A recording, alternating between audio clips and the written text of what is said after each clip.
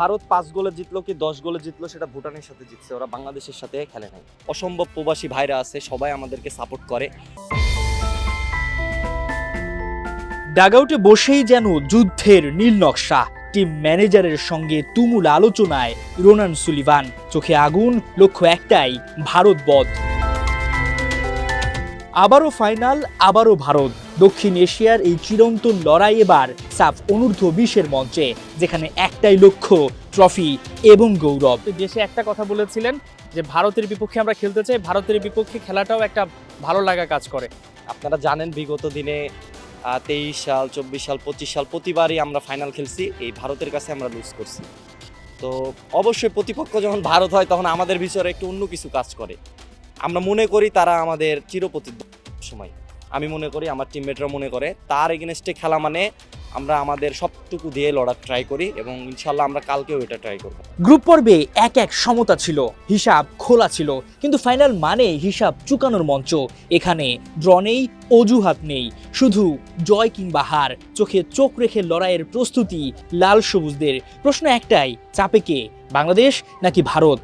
ভারত 5 গোলে জিতলো কি 10 গোলে জিতলো সেটা ভুটানের সাথে জিতছে, ওরা বাংলাদেশের সাথে খেলে নাই। তো বাংলাদেশের সাথে খেললে তারা অবশ্যই চিন্তা ভাবনা করেই খেলবে। আপনারা গ্রুপ পর্বের ম্যাচ দেখছেন। বয়সভিত্তিক সব আয়োজন মিলিয়ে চতুর্থবারের মতো ফাইনালে মুখোমুখি দুই দল।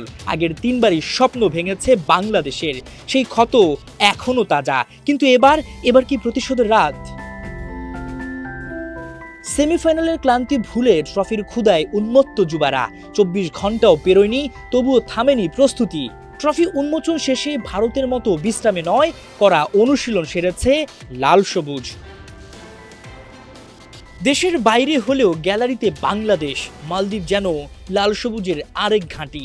প্রবাসী সমর্থকদের গর্জন, যুবাদের বুকের ভেতর বাড়তি আগুন।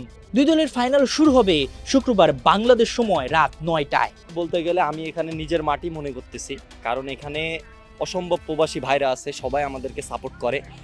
তো আমি চাচ্ছি কালকেও তারা আসবেন এবং আমাদেরকে সাপোর্ট করবেন। ফাইনাল ম্যাচে আরও দ্বিগুণ দর্শক হবে, আমি আশাবাদী। এবং যারা বাইরে থেকে দেখবেন, ফোন থেকে দেখবেন, তারাও আমাদেরকে সাপোর্ট করবেন। তাদের সাপোর্টে ইনশাল্লাহ আমরা উজ্জীবিত হয়ে মাঠে আরও বেশি প্রতিফলন দেখার জন্য রেডি হইতেছি। সাফের বয়সভিত্তিক দলের ফাইনাল, কিন্তু সেখানেও উত্তেজনা কম নেই, কেননা প্রতিপক্ষ ভারত। এই ভারতের বিপক্ষে যে কোনো ইভেন্টেই আমরা দেখতে পাই একটা আলাদা ধরনের উত্তেজনা কাজ করে। তবে এটা শুধুমাত্র একটা ফাইনাল নয়, এটা দুই দেশের মর্যাদা, এবং সেই সঙ্গে এই দলটাকে ধরা হচ্ছে ভবিষ্যতের বাংলাদেশ, ভবিষ্যতের পাইপলাইন। এই ম্যাচটা যদি বাংলাদেশ জিততে পারে, যেভাবে বাংলাদেশের মর্যাদা বাড়বে, একই সঙ্গে কিন্তু ভবিষ্যতের লাল সবুজও তৈরি হবে। হাসান সজীব, 71, মালদ্বীপ।